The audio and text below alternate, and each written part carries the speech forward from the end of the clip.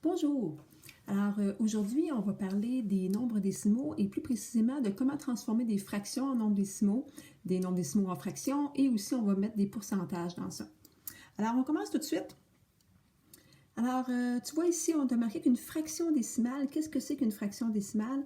C'est quand le dénominateur de ta fraction est sur une base 10. Je te rappelle qu'une base 10, ça veut dire par exemple que si j'ai 10 à la 1, bien ça me donne 10. Si j'ai 10 à la 2, ça me donne 100. Si j'ai 10 à la 3, ça me donne 1000. 3 petits points. Donc, ça pourrait continuer comme ça longtemps. Donc, un nombre, dénominateur de base 10, c'est que je veux que mon dénominateur soit 10, ou 100, ou 1000, ou 10 000, et ça continuerait comme ça. Donc, ça, c'est ce qu'on appelle une fraction décimale. Alors, si on regarde ici, on vous dit entoure les fractions décimales, et là, tu regardes ton dénominateur. Le dénominateur est sur 20. Donc ici, tu n'as pas une fraction décimale parce que ce n'est pas 10 que tu as. Donc ça ne fonctionne pas. Tu regardes la deuxième, le dénominateur est 1000. Donc là, effectivement, on a bien une fraction décimale. Parce que ça veut dire que c'est 10, 10 exposant 3. Ici, c'est ton numérateur qui est une base 10, mais pas le dénominateur. Donc ça ne fonctionne pas. Le quatrième, j'ai 10 000. Donc, 10 000, c'est 10 exposant 4 parce que j'ai 1, 2, 3, 4, 0. Donc, ça, oui, j'ai une base 10 au dénominateur. 25, ça ne fonctionne pas. Et 10, c'est bon aussi. Alors, ce qu'on veut faire ici, c'est de déterminer une fraction décimale. Alors, on veut déterminer une fraction décimale équivalente à celle qui est ici. Donc, parfois, on va vouloir réduire la fraction et parfois, on va devoir multiplier. Donc, si tu regardes ici, 7, on ne peut pas le réduire parce que tu dois diviser par 7 et ton dénominateur ne se divise pas par 7. Donc, à ce moment-là, au lieu d'aller diviser, tu vas aller multiplier. Et si tu multiplies le numérateur et le dénominateur par 5, tu auras à ce moment-là une fraction décimale qui sera 35 millièmes. Dans la deuxième fraction, on peut aller multiplier par 4 et tu auras 32 sur 100. Et dans celle-ci, tu es un petit peu embêté parce qu'effectivement, tu ne sais pas par quoi la multiplier. Donc, à ce moment-là, commence par la réduire. Donc, on pourrait dire que je divise par 8 et je divise par 8. Ça me fait 1/4. Donc, à ce moment-là, là, ton 1/4, tu es capable d'aller mettre ça en fraction décimale en disant, je vais faire fois 25 et fois 25, donc 25 sur 100. Et pourquoi on va faire ça? C'est que tantôt, on verra que 35 millièmes, c'est facile à mettre en nombre décimal, 32 centièmes aussi et 25 centièmes aussi. Donc, passons tout de suite à la deuxième section où est-ce qu'on va voir justement comment transférer des nombres décimaux en fractions et vice-versa. Donc, il y a 6 cas qu'on va vouloir voir. J'ai mis des flèches de couleurs différentes qui vont m'aider à identifier qu'est-ce qu'on fait pour passer d'une notation à une autre. Tout au long de cet exercice-là, je vais me servir d'un exemple qui sera 0,62. Donc, je vais partir d'ici, dans le fond, avec un chiffre 0,62. Alors, premièrement, je vais commencer avec ma flèche orange. Donc, quand on dit 0,62, on a aussi vu en classe que on peut dire ça 62 centièmes, parce que j'ai la position des dixièmes qui est le 6 et la position des centièmes qui est le 2. Donc, ça se dit 62 centièmes. Alors, 62 centièmes, quand je le lis, ça veut dire 62 sur 100. 62 centièmes. Donc, pour le transformer en fraction, ce que tu vas devoir faire, tout simplement, c'est le lire à haute voix. Lire à haute voix. Alors, quand tu vas le lire, automatiquement, tu vas le transformer.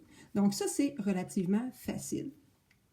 Si, par contre, j'étais partie de mon 62 centièmes ici et que j'avais voulu le mettre en nombre décimal. Bon, là, dans ce cas-là, tu vas dire, oui, il est quand même relativement facile. Je pourrais tout simplement encore le lire pour pouvoir le transformer. Mais il y a certains cas que ça ne fonctionnera pas comme ça. Par exemple, si j'avais eu à la place, tant que je mets un autre nombre, si j'avais décidé 5 septièmes, eh bien, étant donné que je n'ai pas une base 10, ici, ça va être plus difficile à les transformer. Alors, dans ce cas-là, il faudrait que tu ailles faire une division. Donc, il y a 2 cas pour faire transformer ma fraction en nombre décimal. Mon premier cas, ça va être si tu es capable de le mettre en fraction décimale. Donc, si capable, fraction décimale. Quand ça fonctionne, ça va bien, mais ce n'est pas tous les cas qui vont fonctionner. Alors, si on n'est pas capable, on va se dire sinon. Hein, un peu comme quand on fait de la programmation. Si ça marche, puis si ça ne marche pas.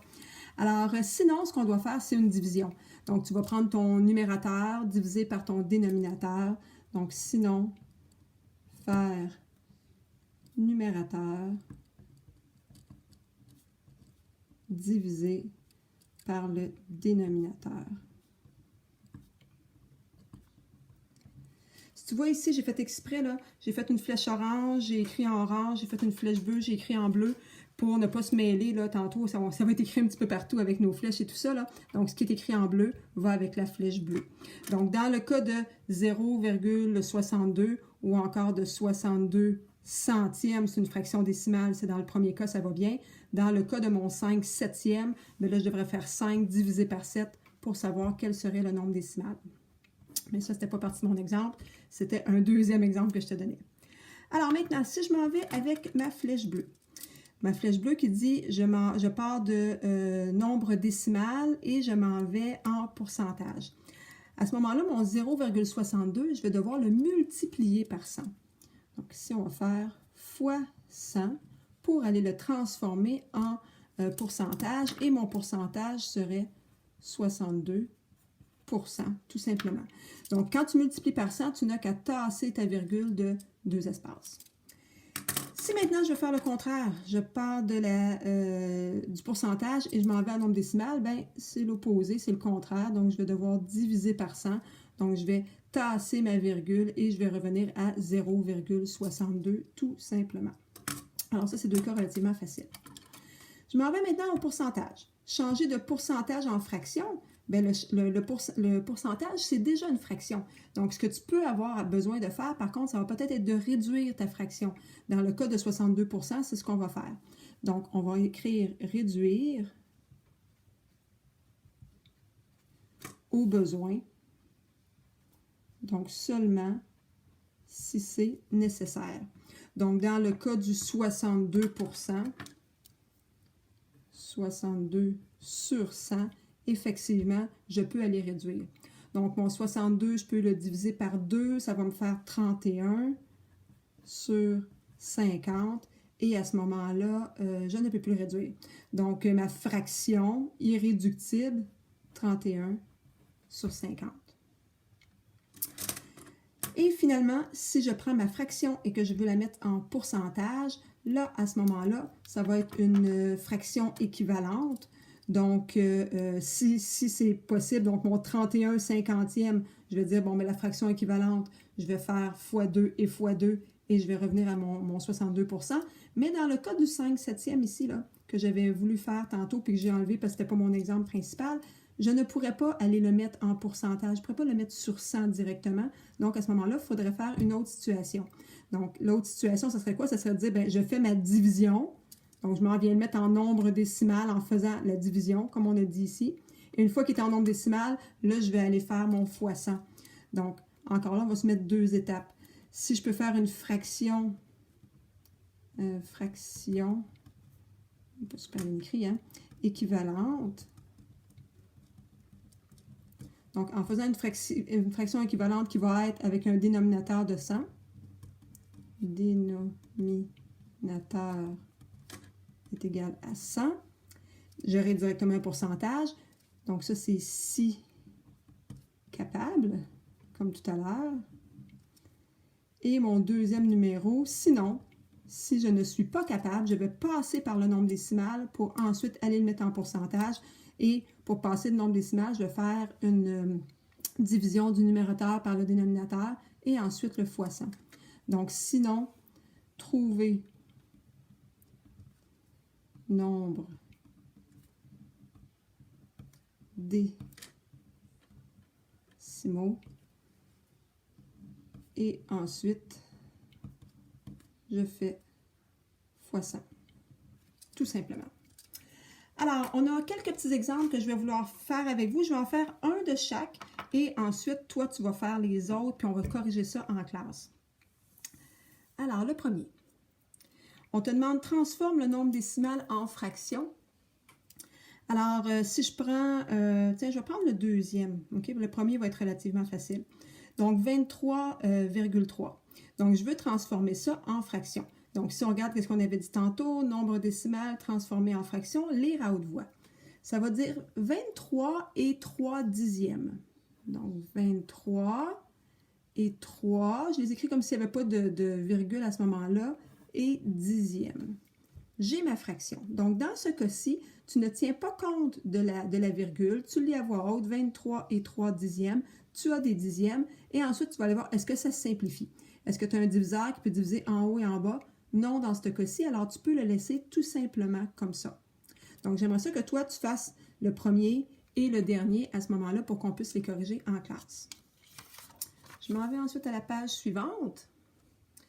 Alors, transforme la fraction en nombre décimal. Donc, on a dit pour le transformer en nombre décimal qu'on pouvait passer par une fraction décimale, si c'est possible. Dans ce cas-ci, effectivement, si je fais x4 et x4, je vais avoir 16 sur 100. Et 16 sur 100, c'est 16 centièmes, donc 0,16. 16, et mon 16 est dans la position des centièmes parce que j'ai dixième, centième.